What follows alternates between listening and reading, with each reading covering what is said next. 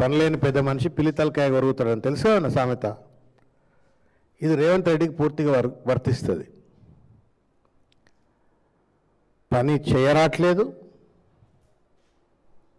ఉన్న పనిని సక్రమంగా సరిదిద్దలేకపోతుండు, సొంతంగా పని కానీ పిలుపుకోలేకపోతున్నాడు. ఎంతసేపటికి బీఆర్ఎస్ పార్టీ పైన, కేసీఆర్ గారి పైన, కేటీఆర్ గారి పైన బట్టగాల్చి మీద వేసి ఒక శాడిస్ట్ లెక్క చిల్లర రాజకీయాలకి ఇవాళ రేవంత్ రెడ్డి గారు పాల్పడుతూ ఉన్నారు. దానిలో భాగంగానే ఇవాళ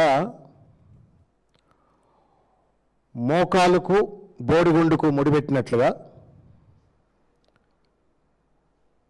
రేవంత్ రెడ్డి గారి స్పాన్సర్డ్ మీడియా హౌసెస్ కొన్ని, రాజేష్ ఎక్స్పోర్ట్స్ అనేటువంటి ఒక కంపెనీకి సంబంధించినటువంటి కార్యకలాపాలను గతంలో తెలంగాణ ప్రభుత్వంతో సంప్రదింపులు జరిపినాయి అనేటువంటి ఒక ఎంఓయూలు జరుపుకున్నాయి అనేటువంటి ఒక ఆరోపణలను బట్టగాల్చి మీద వేస్తూ ఇవాళ అప్పట్లో పారిశ్రామిక మంత్రి కేటీఆర్ గారికి లేకపోతే ప్రభుత్వానికి నర్మగర్భంగా అంటగట్టేటువంటి ఒక చిల్లర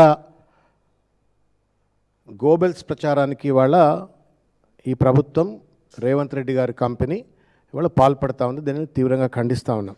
వాస్తవానికి రాజేష్ ఎక్స్పోర్ట్స్ అనేటువంటి ఒక company fortune 500 company. It's a registered fortune 500 company or a recognised fortune 500 company. Fortune 500 అంటే తెలుసు, వరల్డ్లో ఉన్నటువంటి ఒక అన్ని కంపెనీలను ఒక rank order in terms of their performance, merit, whatever financial performance అంతా కలిసి ఒక ర్యాంక్లో పెడితే ఆ ఫస్ట్ 500లో వచ్చే కంపెనీని ఫార్చ్యూన్ 500 కంపెనీస్ అంటారు. అంటే ప్రెస్టీజియస్ అన్నమాట. అట్లా అని చెప్పని పేరెన్నిక కలిగినటువంటి ఒక కంపెనీ అని చెప్పని వాళ్ళు ప్రచారం చేసుకుంటున్నారు.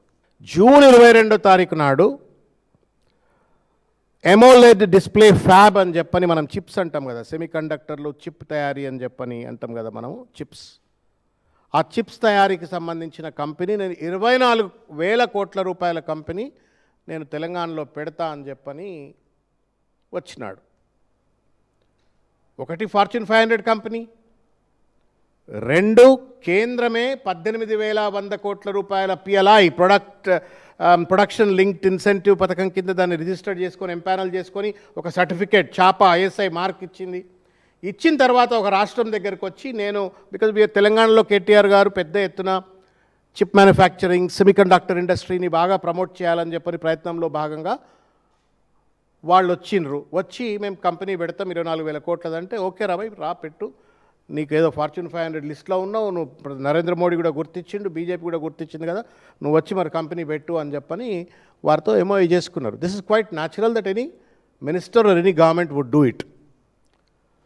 అట్లే చేసిన తర్వాత వాడికేం పోయేగాలం వచ్చిందో, వాడికేం కష్టం వచ్చిందో, నష్టం వచ్చిందో, వాడు మళ్ళా అందాజ్ దఖలియలే అడిగా మళ్ళా ఎంఓయూ చేసుకుంటూ మళ్ళీ డిసపియర్ అయిపోయాడు.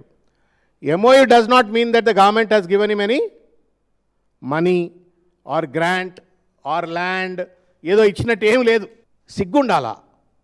You are so incompetent, inefficient that కంపెనీల పేరు మీద దావోస్కు పోయి ఐటీ ఇండస్ట్రీ అంటే న్యూక్లియర్ చైన్ రియాక్షన్ అని చెప్పని సొల్లు మాట్లాడి నువ్వు దాదాపు 3-4 లక్షల కోట్ల రూపాయల విలువ చేసేటువంటి ఒక పెట్టుబడులు నేను ఆకర్షించిన అని చెప్పని డప్పులు కొట్టుకుంటూ ప్రజల సొమ్ముతోటి దావోస్లో జల్సాలు, విందులు, వినోదాలు చేసుకునే రేవంత్ రెడ్డి గారు, మేము అడుగుతా ఉన్నాం ఇవాళ, చేయనటువంటి ఒక ఒప్పందంలోనే ఆగిపోయినటువంటి ఒక కంపెనీకి సంబంధించిన ఒక అంశాన్ని కేటీ రామారావు గారికి, బీఆర్ఎస్కు అంటగట్టి అలా ఒక సాడిస్ ప్లెజర్ను పొందుతున్న రేవంత్ రెడ్డి, మరి నువ్వేం చేస్తున్నావు చెప్పవా దావోస్కు పోయి?